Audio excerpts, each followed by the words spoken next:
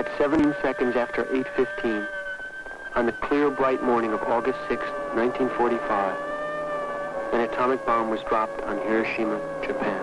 The pilots of the United States Air Force's 509th Composite Group could see flowers in the gardens below.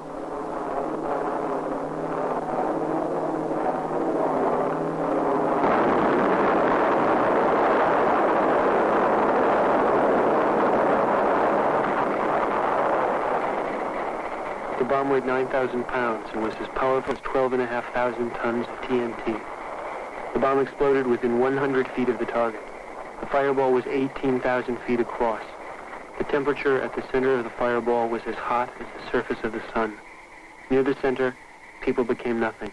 Near the center, there was no sound. The light from the bomb flashed whiter than any white, like a sheet of traveling sun. Eyes turned up to the bomb melted. Within 9 seconds, 100,000 people were killed or doomed, and 100,000 more injured.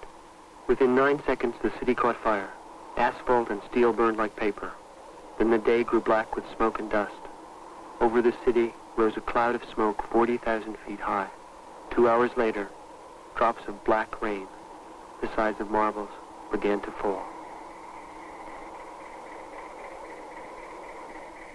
Remember, I remember. A big light comes, very strong light. I never see so strong. I do not know what is happening.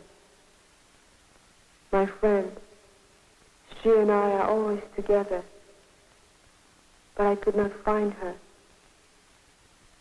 So dark it gets, so red like a fire. All is smoking dark red. I cannot see anyone. Many people run. I just follow. Pretty soon like fog. Red fog, then gray. And people down all around me. Many people look so awful. Skin come off. Just awful. Makes me so scared, so afraid. I never knew such hurt on people. Not human. I think if I'm in hell, it is like this. No faces, no eyes, red and burnt over things, like women's hair, dusty and smoking with burning. Many people go into the river. I watch them. Many people are drinking water, but they fall in and die, and they float away. Voices cry, calling names. I cannot hear because so many voices cry or calling names. So many voices.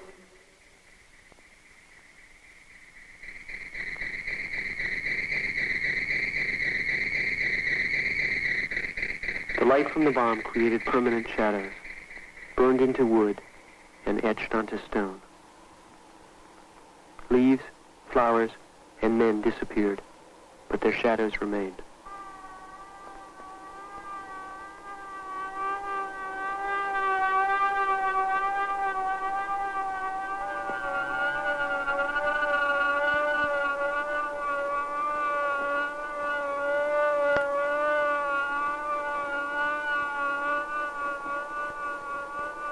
In Hiroshima on that day there was no panic, only ghastly stillness, the quiet of death.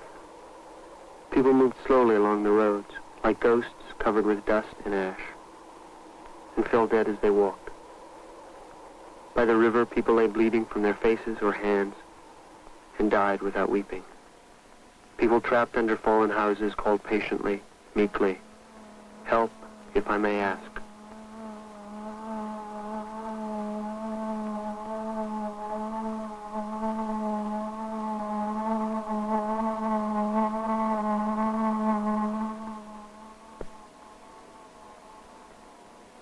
In Hiroshima on that day, half the doctors were killed.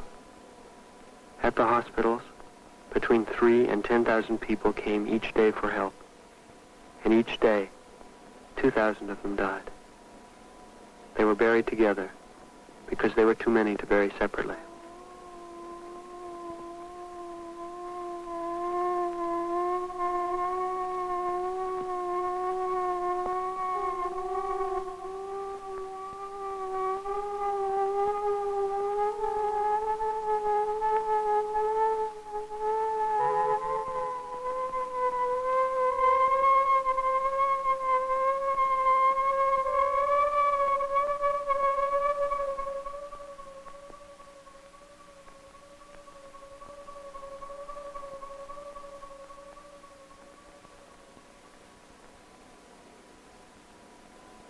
people lived in the hospitals.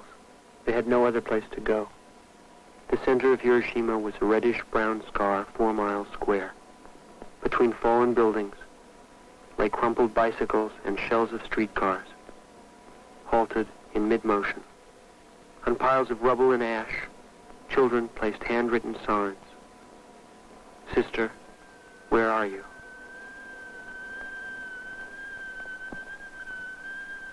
In Hiroshima, no one knew what had happened. Almost no one heard the Japanese radio announce that the city had suffered some damage from what was believed to be a new type of bomb, and details were being investigated. Still, the war continued.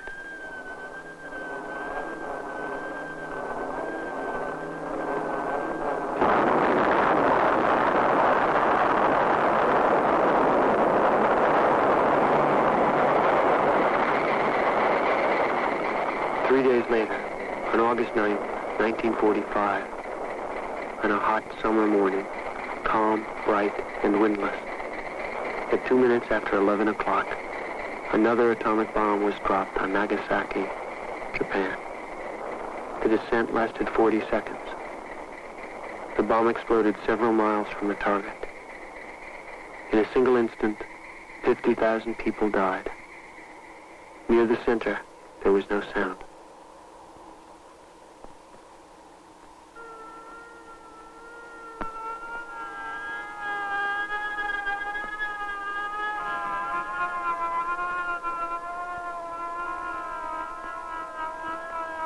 The Urakami Cathedral stood 600 yards from the bomb center. Here, statues turned black.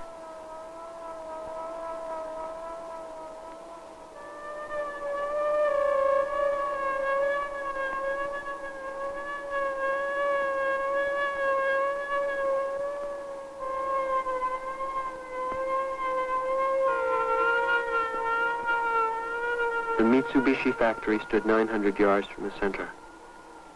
Here, 6,200 men were killed or injured.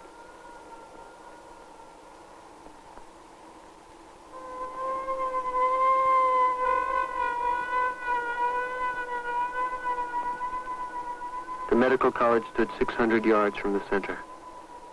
198 faculty and students died. 238 were injured.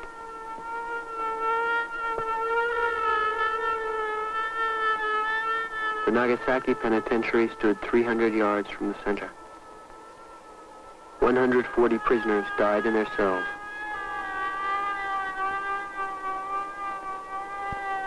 School stood 50 yards from the center. Most of the children died as they sat at their desks.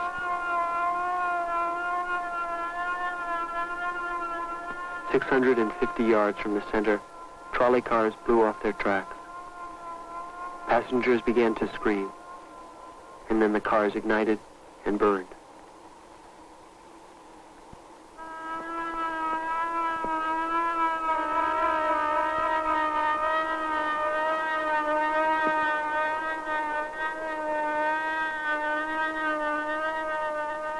At that same instant, onto the skin of some women were burned patterns from their kimonos.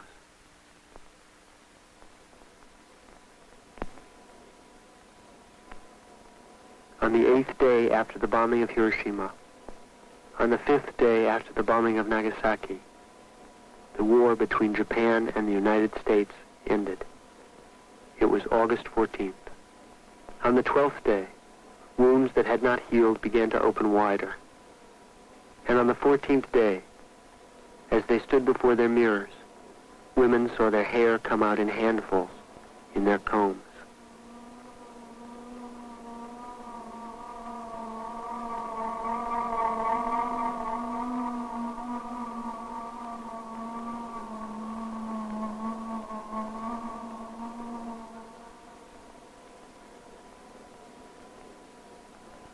Hospitals filled with patients who had not seemed sick before.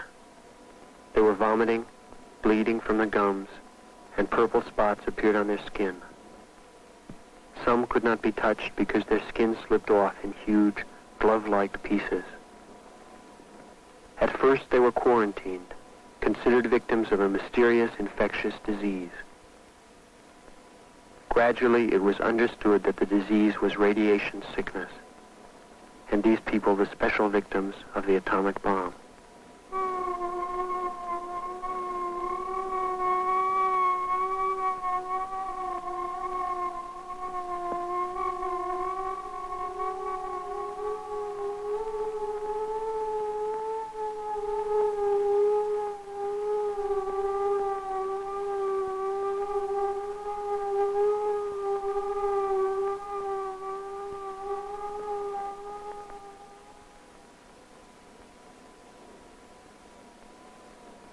And by the 20th day after the bomb, vegetation began to grow wildly in the wreckage of the cities.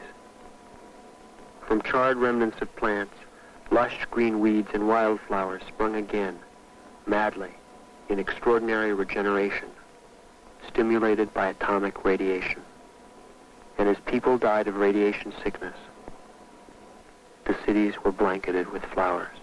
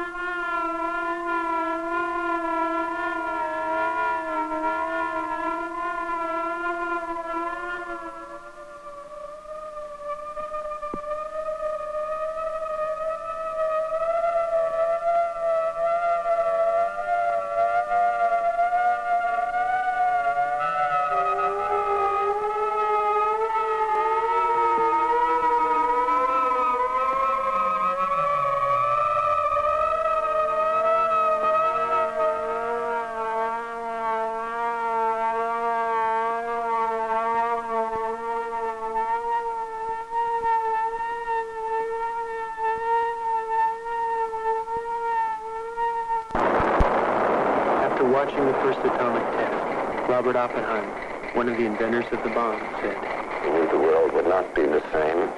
I remembered the line from the Hindu scripture, the Bhagavad Gita. Vishnu was trying to persuade the prince that he should do his duty, and to impress him, takes on his multi-armed form and says, now I am become death, the destroyer of worlds. That was in 1945. Imagine 2,500 of those atomic bombs exploding in one place at one time, with a force of 31 million tons of TNT. Today, single nuclear weapons are being tested as powerful as this.